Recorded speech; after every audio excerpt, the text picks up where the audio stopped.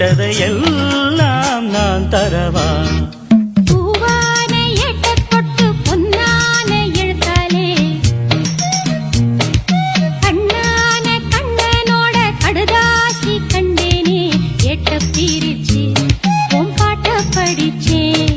ஏந்திக் கொள்ளையா என்ன தாங்கிக் கொள்ளையா? பூவான எட்டத் தொட்டு பொன்னான எழுத்தாலே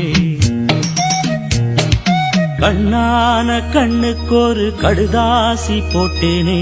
எட்ட பிரிச்சு என் பாட்ட படிச்சு ஏந்திக் கொள்ளம்மா என்ன தாங்கிக் கொள்ளம்மா.